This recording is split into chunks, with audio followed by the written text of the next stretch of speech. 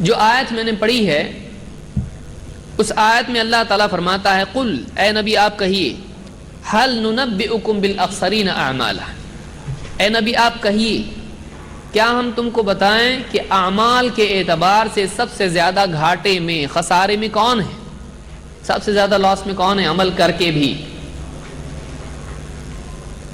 اور اللہ ہی نے اس کا جواب دیا، الذین ضل سعیہم فی الحیات الدنیا، یہ وہ لوگ ہیں جن کی دنیاوی کوششیں، دنیا میں کی گئی کوششیں، ضل سعیہم، برباد ہو گئی، دنیا میں جو کچھ انہوں نے کیا سب برباد ہو گیا، وہم یحسبون انہم یحسنون صنعا، اور وہ لوگ اسی بھرم میں، اسی گمان میں پڑے رہے کہ ہم کوئی اچھا کام کر رہے ہیں۔ یعنی ایک آدمی کام تو غلط کر رہا ہے اور وہ غلط کام کو اچھا سمجھ رہا ہے، اور جب مرنے کے بعد اللہ کے پاس جائے گا تو چونکہ وہ کام ہی غلط تھا تو وہ کام اس کے لیے ثواب کا ذریعہ نہیں بنے گا، اللہ کی نعمتوں کا ذریعہ نہیں بنے گا، وہ تو بلکہ دنیا میں برباد ہو چکا ہے۔ تو اللہ تعالیٰ نے بتایا کہ ایک آدمی واقعی ناکام کون ہے؟ واقعی ناکام وہ ہے کہ جو غلط کام کو صحیح سمجھ کے کرے، وہ کام جو اس کو ہلاک کرنے والا ہو اس کام کو وہ نجات والا عمل سمجھ کے کرنے لگے، زہر کو دوائی سمجھ کے کھائے، زہر کو دوائی سمجھ کے کھائے۔ اب بتائیے یہ کتنا بڑا ہلاک ہونے والا ہے کہ دوائی سمجھ رہا ہے اس کو، حالانکہ وہ کیا ہے؟ زہر ہے اس کے لیے۔ یہ سورہ الکہف کی آیت نمبر 103 104 ہے۔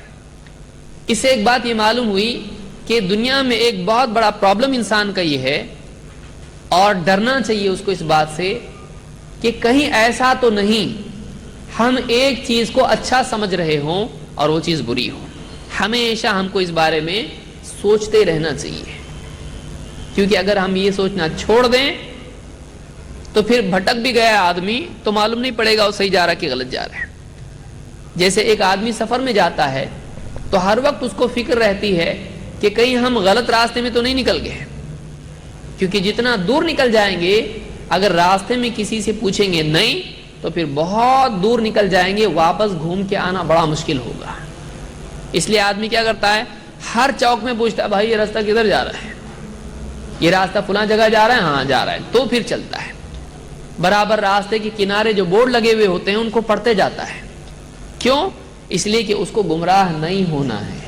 جس آدمی کو گمراہ ہونے کا ڈر ہوتا ہے، گمراہ ہونے کے بارے میں وہ فکر مند ہوتا ہے کہ کہیں گمراہ نہ ہو جاؤں، وہ آدمی ہوش میں جیتا ہے۔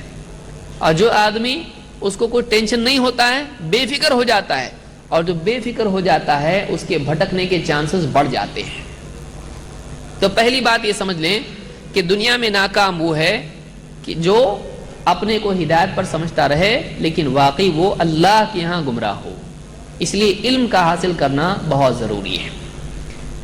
اس اعتبار سے عمل کے برباد ہونے کے سلسلے میں اللہ کے نبی صلی اللہ علیہ وسلم کی ایک حدیث اور روشنی ڈالتی ہے کہ ایک آدمی کا کون سا عمل قبول ہوگا اور کون سا قبول نہیں ہوگا۔ کیا اچھی نیت سے کیا جانے والا ہر عمل اچھا ہوتا ہے یا نہیں؟ لوگ کیا بولتے ہیں، کچھ بھی عمل کرتے ہیں، کوئی بولے بھائی ایسا مت کرو، اسلام میں ایسا نہیں، بولے ہماری نیت بہت اچھی ہے، ہماری نیت بہت اچھی ہے۔ تو کیا صرف نیت کے اچھا ہونے سے عمل اچھا ہو جاتا ہے؟ نہیں، بلکہ نیت صحیح ہے تو عمل بھی صحیح ہونا چاہیے۔ نیت خالص ہو، اللہ کے لیے کیا ہوا عمل ہو، دو اس عمل کے اندر اللہ صلی اللہ علیہ وسلم کی سنت بھی ہو، وہ حدیث اور سنت کے مطابق ہو، وہ قرآن و سنت کے تابع ہو، تو عمل قبول ہوگا۔ عمل کی قبولیت کے لیے دو چیزیں ضروری ہیں، ایک اخلاص نیت اور دو اتباع سنت۔ اللہ کے نبی صلی اللہ علیہ وسلم فرماتے ہیں من عمل عملا لیس علیہ امرنا فہو رد، جو کوئی آدمی ایسا عمل کرے جس کے کرنے کا ہم نے حکم نہیں دیا تو وہ عمل رد کر دیا جائے گا۔ دیکھیے اس میں کیا بات ہے، آپ صلی اللہ علیہ وسلم فرما رہے ہیں کوئی بھی آدمی ایسا عمل کرے جو ہم نے کرنے کے لیے کہا ہی نہیں تھا، اپنے دل سے ہی کرنا شروع کر دیا، تو ایسا عمل اللہ تعالیٰ کے ہاں قبول نہیں ہوگا بلکہ رد کر دیا جائے گا۔ اس سے یہ بات معلوم ہوئی کہ عمل وہی ہے جو اللہ کے نبی صلی اللہ علیہ وسلم سے کرنے کا حکم لیے ہوئے ہو، چاہے وہ ترغیب کے طور پر ہو یا وجوب کے طور پر ہو، کہ جو عمل آدمی اپنے دل سے کچھ بھی کرے، ہمارے نبی نے کہا نہیں، صحابہ نے کیا نہیں، دین میں ہے کہ نہیں ہے وہ نہیں، لیکن ہم دل سے کر رہے ہیں، دین میں نہیں ہے ہمارے دل میں ہے، اس کی بنیاد دین پہ نہیں ہے، اس کی بنیاد کس پہ ہے؟ حضرت کے دل پہ ہے۔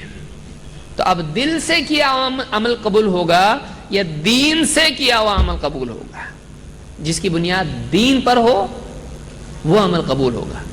اپنے دل سے کچھ بھی اچھی نیت سے نہیں کی کریں گے قبول ہوگی، ضروری نہیں ہے، اللہ قبول نہیں کرے گا۔ تو اس سے ایک بات یہ معلوم ہوئی، بخاری اور مسلم کی حدیث ہے، اس سے بات معلوم ہوئی کہ جو عمل آدمی اپنے دل سے کرے اور قرآن و سنت میں اس کی بنیاد نہ ہو، اللہ کے نبی صلی اللہ علیہ وسلم نے اس کا حکم نہ دیا ہو، آپ کا عمل اس پر نہیں ہو، جس پہ یعنی دین میں سے کوئی اصل ہی اس کی نہیں ہے، ایسا عمل اللہ کے یہاں قبول نہیں ہوگا۔ کچھ بنیادی باتیں ہیں جن کو سمجھنا بھی ہمارے لیے ضروری ہے کہ کیا چیز سنت ہے، کیا چیز بدعت ہے۔ بدعت کس کو کہتے ہیں؟